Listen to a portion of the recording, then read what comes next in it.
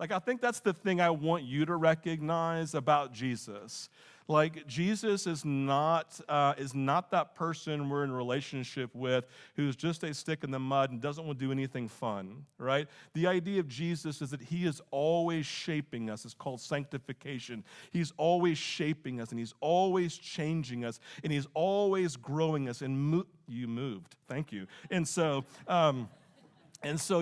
with that, right, he's always shaping, he's always changing, he's always moving. And so we don't just go, oh, we're in a relationship with Jesus, we win, and now we just wait for heaven. It's going to be great there, and it's terrible here, right? No, it's like we're in relationship with Jesus, the God of all creation, right? And so as we meet and gather on Sundays, it's for the purpose of enhancing and growing that relationship and knowing him more so that we can run this race that he sets before us. And the race is like we like to run, at least in the Bible, with Jesus, right? He's always filling us with his Spirit and empowering us. It's a beautiful time of relationship, of journeying with Jesus. And I love that in the Advent season, the season we talk about the arrival of Jesus, that today with millions of people all over the world right now, we are celebrating the fourth Sunday of Advent. The celebration, right, of the arrival of Jesus we looked at from Luke chapter 2, right, we sang about this morning. But we also talked about the celebration that Jesus, listen, will arrive again. He's coming again. He's faithful to come back and take his children to be home with him forever. In the last several weeks, we've talked about the beautiful reality of the arrival of Jesus every day to you in relationship in your times of joy, in your times of stress, and in your times of desperation and need, that he is always faithful every day to arrive to us. It's not that he's really arriving, but that we become aware of his presence breaking in to our lives on a daily basis. And so we live in this beauty and this reality that Jesus is present, that Jesus is aware, that Jesus is engaged, that everywhere we go and everything that we do, we are never alone in the process. And I just wonder sometimes if we take that for granted. Because just so you know, I do. Sometimes I'm unaware. Sometimes it's not that I forget, it's just that I'm not thinking about his presence. Sometimes it's just like, sometimes I get into this place where I just naturally start trusting myself and believing that I can make things happen in my own strength. And so I just start just exercising my own strength. And you know what happens. It doesn't go great most of the time, right? And so I all of a sudden wake up and say, but Jesus, sorry, I've been trying. Now I know that you can, right? But there's this peace that we want to live, awaken to the understanding that Jesus is present with us at all times to guard, to fight for, and protect. When I was somewhere around first grade, I was with one of my best friends. We were down playing in the creek. That's a normal thing that kids used to do before iPhones, guys. And we would go down and we would literally play in the creek for hours at a time, right? And this was like our creek. It was just down the hill from our house, right? From my house. So it was my creek, right? So my buddy was invited by me to my creek down from our house to come play. And we're playing one day, and three of the other local neighborhood kids who didn't live in our section, they lived a long way, about 400 yards away, right? And they came to my creek to play in my creek, and they get there, and I look at them, and then the fifth grade kid, I'm in first grade, right? Like, I'm little, he's big, right? He says something really condescending and rude. Now, I will tell all of you, that does not fly well with me.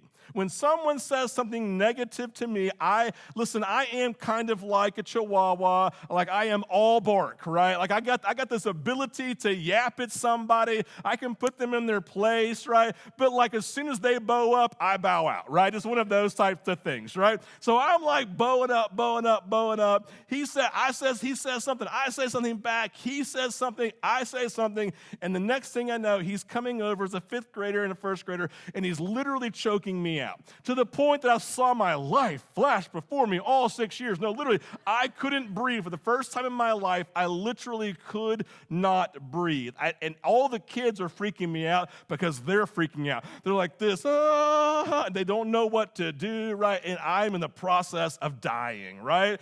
And so this is happening, and all of a sudden, now you got to recognize my house is just up the hill. You can't see us from the creek, but you can hear us from the creek.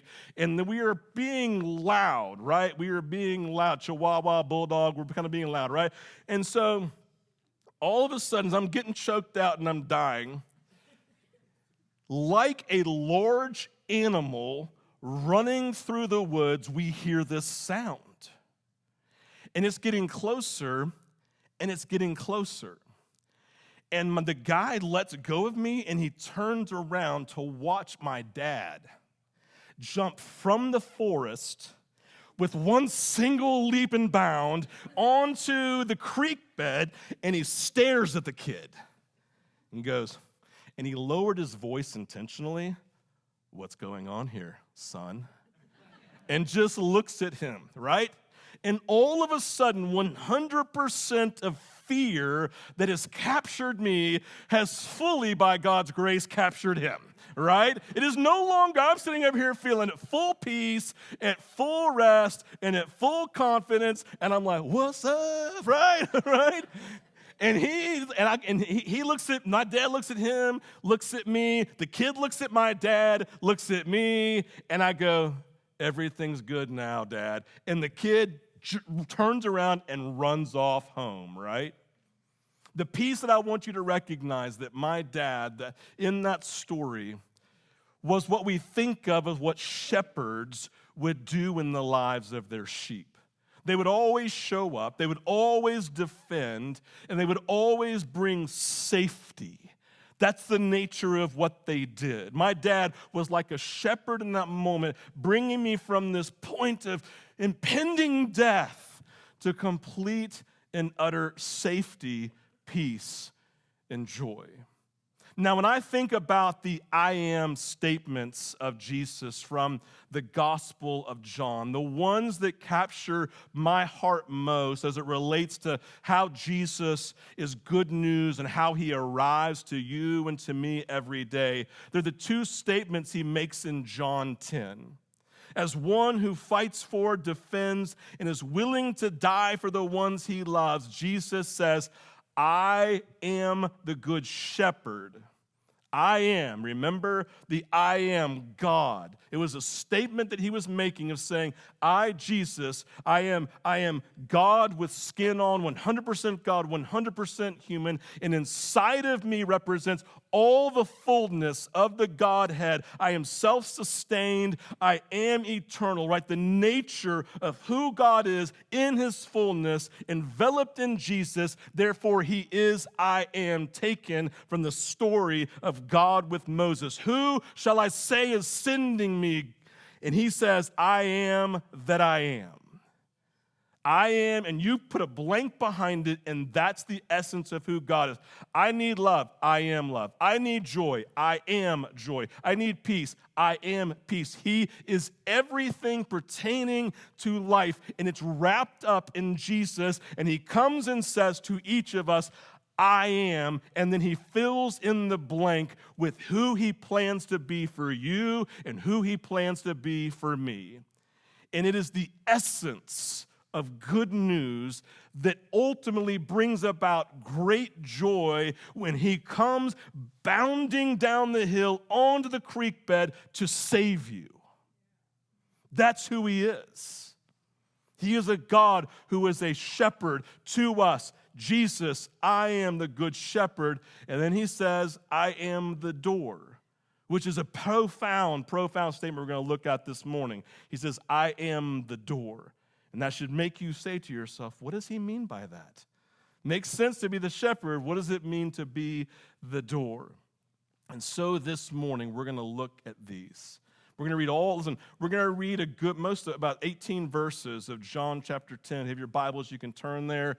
I'm reading from the NIV this morning. Then we're going to break down specific sections, descriptors in these verses that speak to who Jesus is as the I am of being a shepherd in the door. Starting in verse 1, you can follow along on the screen also. Jesus says, very truly, that's important. Very true. This is absolutely very true, all right? I tell you, Pharisees, anyone who does not enter the sheep pen by the gate but climbs in by some other way is a thief and a robber. The one who enters by the gate is the shepherd of the sheep. The gatekeeper opens the gate for him, and the sheep listen to his voice. He calls his own sheep by name and leads them out. When he has brought out all his own, he goes on ahead of them, and his sheep follow him because they know his voice, but they will never follow a stranger. In fact, they will run away from him because they do not recognize the stranger's voice. Jesus used this figure of speech, but the Pharisees did not understand what he was telling them. Therefore, Jesus said again, very truly I tell you, I am the gate or the door for the sheep. All who have come before me are thieves and robbers, but the sheep have not listened to them. I am the gate. Whoever enters through me will be saved. They will come in and go out and find pasture. The thief only comes to steal and kill and destroy. I have come that they might have life and have it to the full. Verse 11, I am the good shepherd. The good shepherd lays down his life for the sheep. The hired hand is not the shepherd and does not own the sheep. So when he sees the wolf coming, he abandons the sheep and he runs away. Then the wolf attacks the flock and scatters it. The man runs away because he is a hired hand and cares nothing for the sheep. I am the good shepherd. I know my sheep, and my sheep, they know me. Just as the Father knows me, and I know the Father, and I lay down my life for the sheep. I have other sheep. They're not in the sheep pen. I must bring them also. They too will listen to my voice, and there shall be one flock and one shepherd. The reason my Father loves me is that I lay down my life only to take it up again. No one takes it from me, but I lay it down of my own accord. I have authority to lay it down and authority to take it up again. This command I received from my Father. The overarching good news of these verses is found in verse 11, where Jesus comes and just says, I am, fills the blank, the good shepherd. Right? In our lives, I am, he says, the good shepherd. Now, shepherd language in Scripture is important to the Jewish people. Right? In the Old Testament, shepherd language was used to describe the leaders of Israel, and the people were the flock. You get the language. Everyone knew that the role of the shepherd was to care for, defend, protect, and provide for the flock and make sure that everything they needed was taken care of.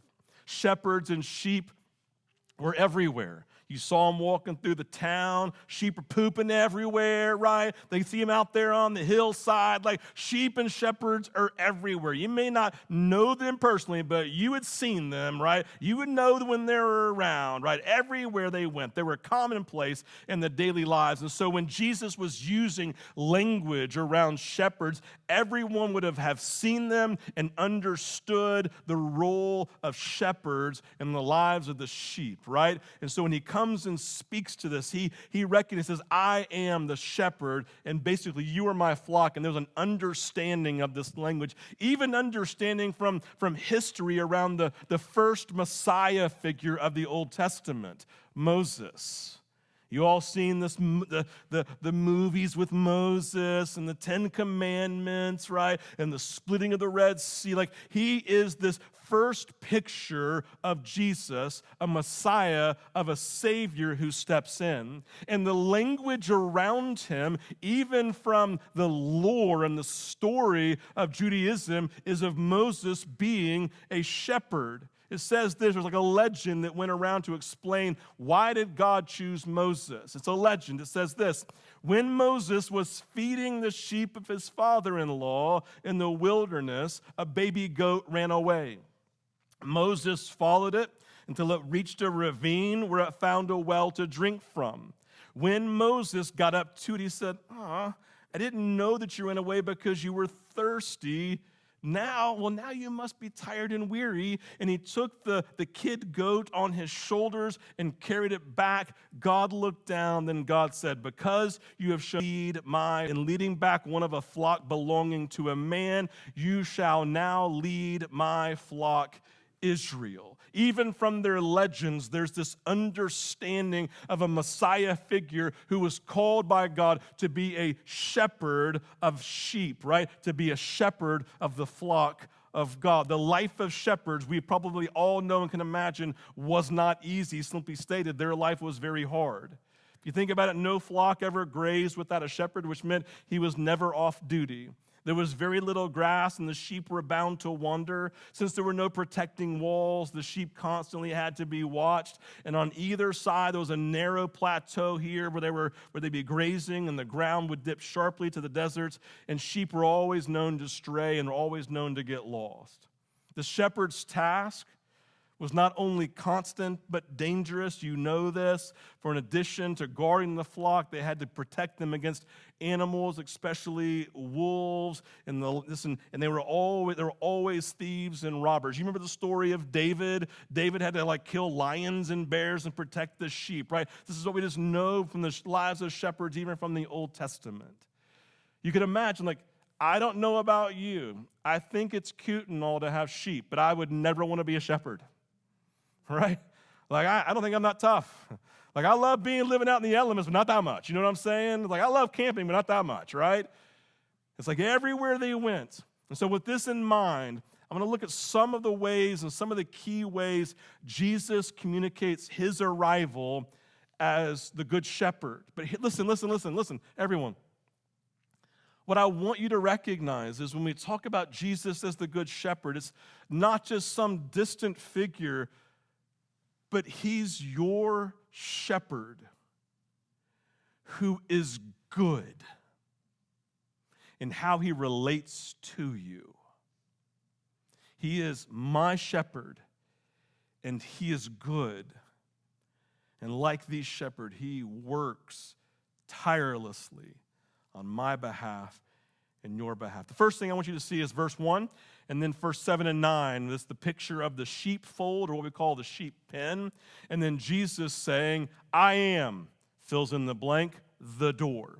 Now, when the sheep, in the summer, this was a much better time to be a shepherd, right? Because you could just go out into the fields and go out into the grassy areas, right? And when the sun went down, right, you were just going to go spend the night and camp outside, build a fire, right? And just hang out with your buddies. If you're David, you're writing songs, right? Whatever it may be, it's just a time to kind of be out there living. And so at night, they wouldn't just let the sheep roam because that'd be dangerous. So they had these sheep pens, right? These sheep folds, and they basically, you can just imagine this kind of rudimentary walls that were built up, and they were fairly big enough that the sheep could get into. And the idea was, it was this kind of walled thing, whatever size, a circle, whatever it may be, and it had a slit right here, and that slit was just big enough for the sheep to run into and the sheep to run out of. But it didn't have a gate. There was actually no door on this sheep fold. And so at night, once they would bring all the sheep in, they would go, what do we do? And they said, well, we'll just be the door. And the shepherds would take their physical bodies, they would lay down, and they would block the entrance to the sheep fold to protect it, to protect the sheep from running out, and to protect the sheep by letting anything on the outside run in. Jesus says, I am the shepherd who lies down in front of your life to guard and to protect. But he doesn't just guard and protect. Even before they would come in, as they were making their way to the sheepfold, the shepherd would stand at the door and call, and they would come, right? And he would check every single sheep as it came into the sheep pen. And the ones that were scratched or wounded, he would then anoint them with oil to facilitate healing. If he recognized that the sheep was thirsty, and you could just tell by the way that it looked, he would make sure he would provide water for it to drink. Or if one came in and he could tell because he knew them so well that they were hungry, he would literally provide food for them to guard and protect and to care for them. So as Jesus talks about being the door, saying, I am the door, what I want you to recognize, he is there to protect, he is there to guard, he is there to heal, he is there to provide food and sustenance and everything that they need for life. Jesus is I am, and that is good news that should cause great joy for us this morning, because in your life and in my life, at that door, whatever that door is figuratively, where the enemy would come and knock and try to get in, where the world would come in and knock and try to get in, Jesus lays there at the door as one who guards, fights, and protects, and provides for each of us. I am, and he goes, the door. He goes on, verses 3 through 5. Here's a couple key phrases. The sheep hear his voice. He calls his own sheep by name. The sheep follow him because they know his voice. In this section, Jesus talks about the sheep hearing multiple voices, but only listening to one and only following one voice. Here's the interesting thing. There were lots of shepherds who were caring for their own sheep, but there were only certain sheep folds or sheep pens. And so at night, you would go to the one that was closest to you, and let's say there are like 4 or 5 shepherds with sheep.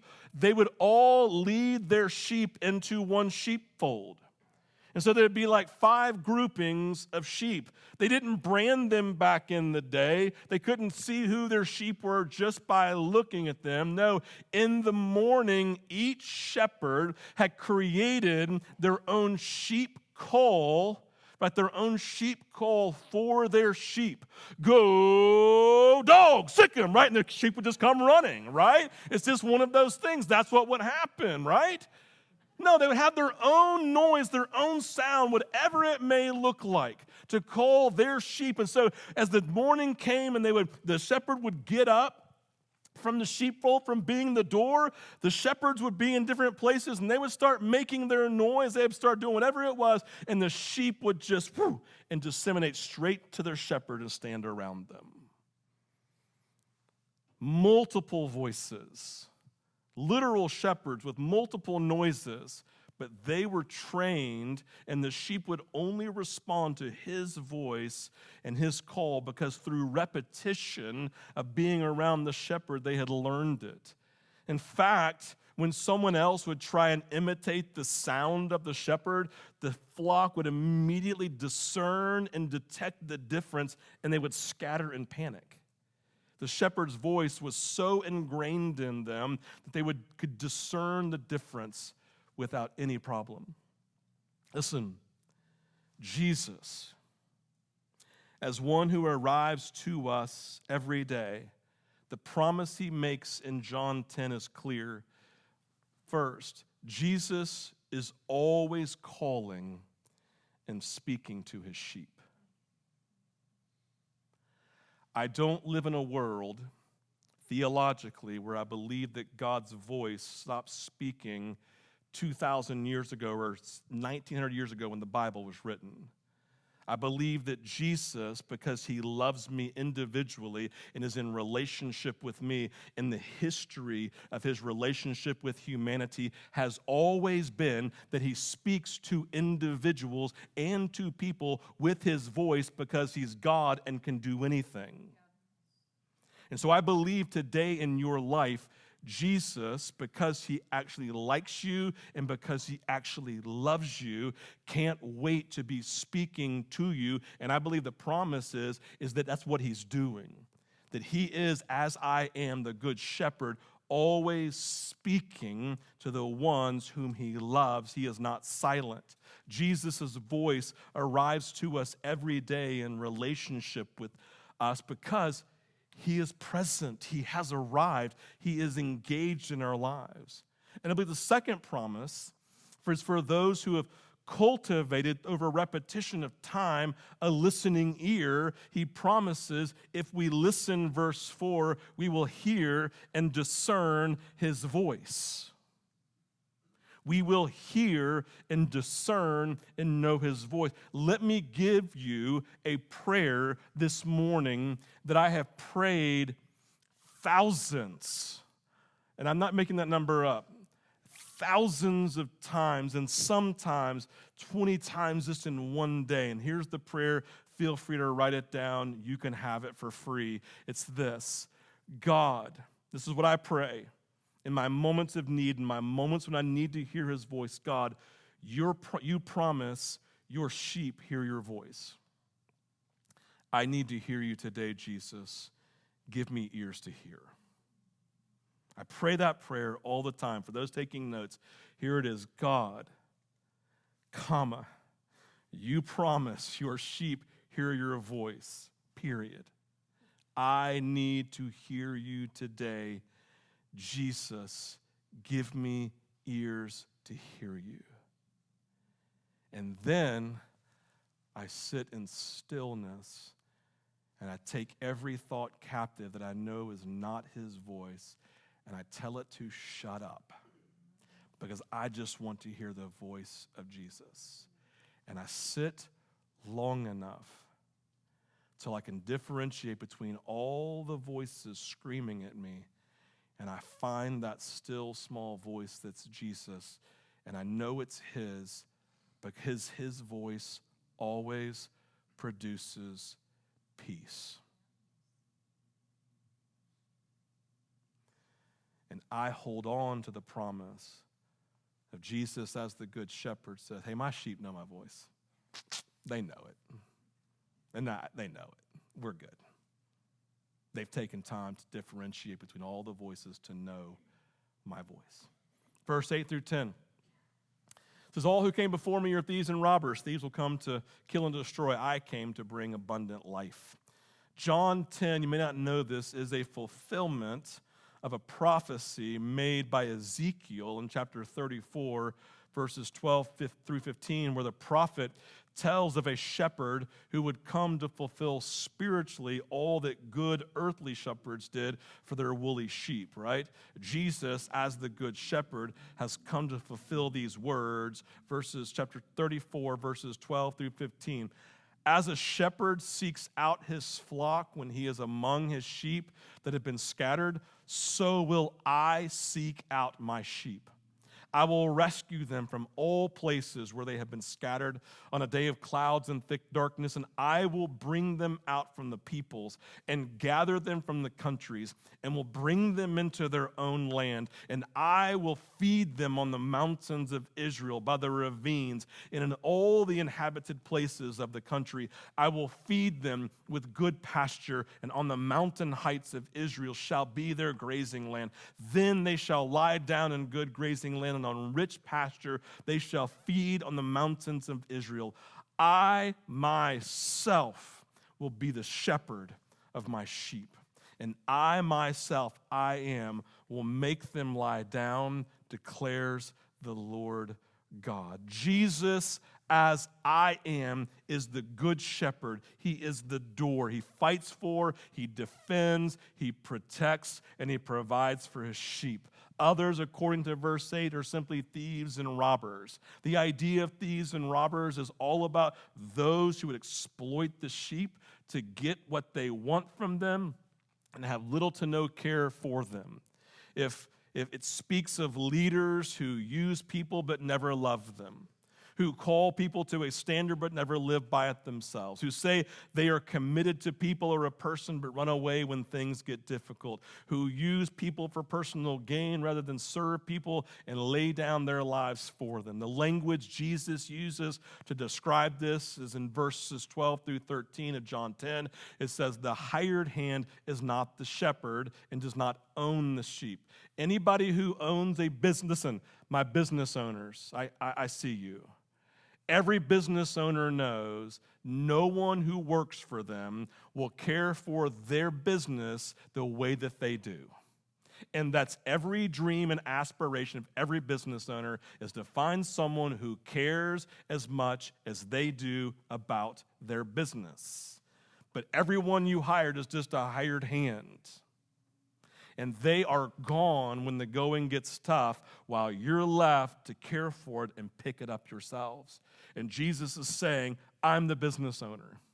I'm the one who own my sheep. I own my flock, right? It's this beautiful picture of what an owner does, being with and defending the sheep. It was second nature to them. It was a natural response for their real shepherd, right? Not a response they had to choose. Think about all the stories of David that you read in the Old Testament, him literally fighting animals who are much larger to defend these little bitty sheep. Jesus is this type of shepherd. But the others are false shepherds, hired hands, viewed shepherding as a job, not a calling. As a hired hand, they were capable of leading sheep to the pasture. But when something more difficult or risky came, they were willing to risk the lives of the sheep because they didn't love them and prefer them over their own personal safety. Listen, there are lots of people in our lives who want to lead us, direct us, and tell us what to do. There's only one Savior who's worth listening to, and his name is Jesus. He is the Good Shepherd, and he's the one we give the best of our energy and time to listening to. And if somebody else contradicts, we just say, you can look at them and say, my pastor said you're a thief and a robber. Jesus is being clear. He is the I am, the Good Shepherd. And I want you to hear these verses again. Like, these are verses that you will just kind of gloss over and not think about. I want to read these verses, and I'm going to pull them out by themselves because I want you to see them. But not only do I want you to see them, I want you to feel and experience them.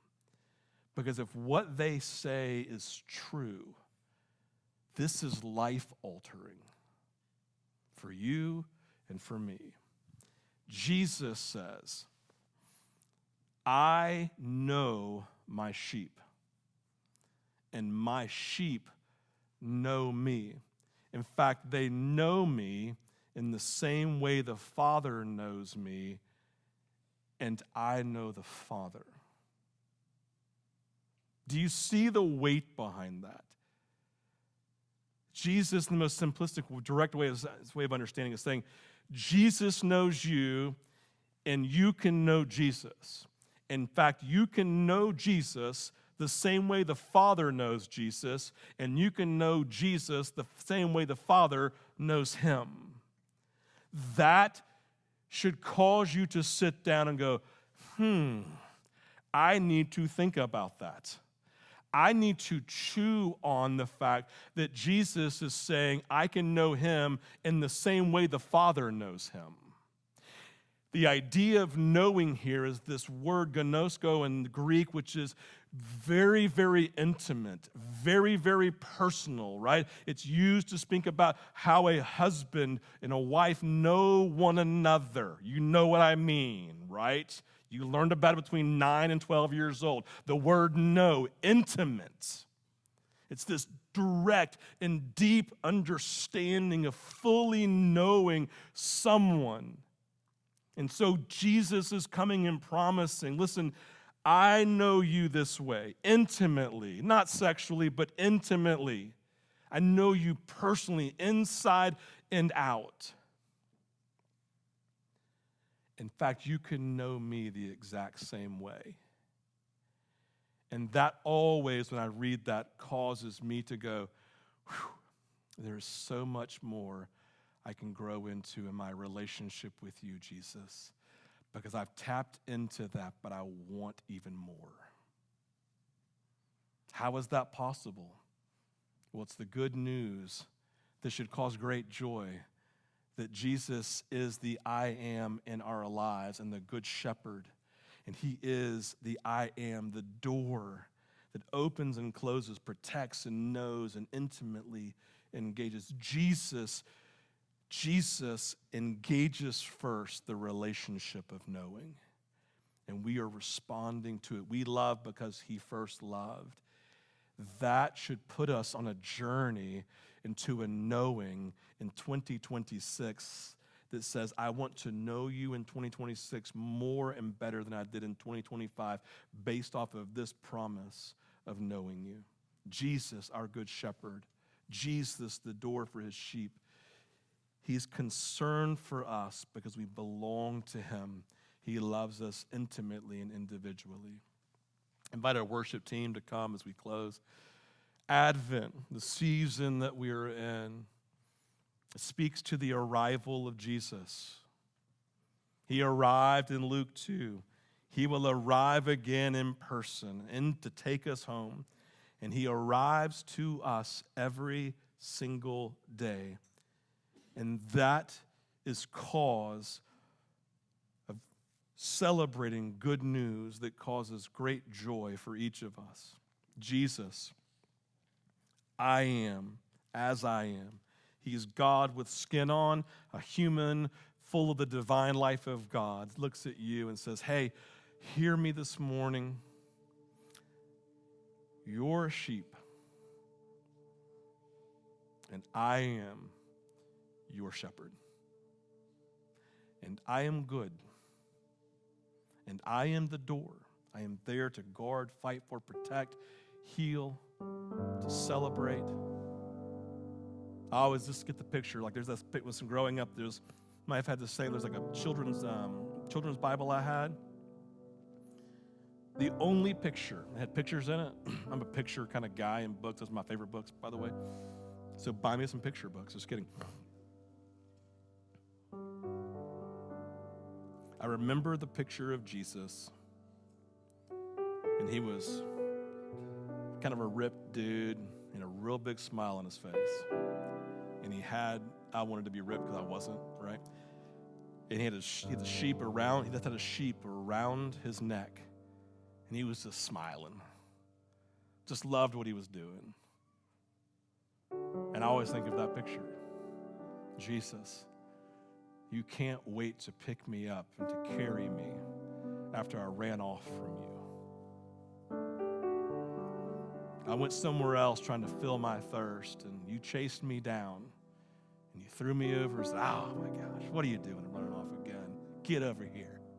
Throws me up on his shoulders, says, now let's not do that again. But I got you. I am the good shepherd. I am the door. This morning, we can know him as the shepherd. We can hear his voice as he arrives to us this morning. And as we end our time in worship, again, as we always do, we're going to worship for a bit and sing, and then we'll put some music on later to let you sit in. But I'm asking that you, if you're willing, whether it's like, I don't know if you're even real, Jesus, but if you are my I am, I'm inviting you to speak. Like there's no reason. Listen, everybody. I don't care where you are with Jesus. If you just say, I'm not a Christian and proudly say it, what's it going to hurt to actually ask Jesus to reveal himself to you and to speak? He is sitting here saying, just let me be your shepherd. And say, Jesus, if that's true, then would you make yourself known to me this morning as in that way? And if you are the shepherd, then I will follow you. Or if you've run off mentally, emotionally, physically, spiritually, and you know that you have, just return. But here's the funny thing. It's like, Jesus isn't somewhere far off waiting for you to return. He's your shepherd who, as soon as you turn around from the ravine you're about to fall off of, he is there reaching to grab you. You don't have to go earn something to get back into his presence. So just turn and let him pick you up this morning and throw you over his shoulder and to heal you and to provide for you and to care for you. You may want to come to the altar and say, Jesus, I want to come kneel at the altar in the real comfy cushions that Randall bought. And I just want to lay everything down here, God, my shame and my guilt. I want to lay down the sin. I want to lay down the other water I've been trying to drink from that's poisoning me, God. I want to leave it right here. It's just not worth it. And as you kneel, he's already here waiting. In fact, he walked down here with you. He's a good shepherd. Or this morning, you just want to celebrate. Oh, Jesus, it was such a good year. You are my shepherd. I hear your voice and I just celebrate you. I want even more of you. That's the paradox, according to A.W. Tozer, about God. The more we drink of him, the more thirsty we become for him.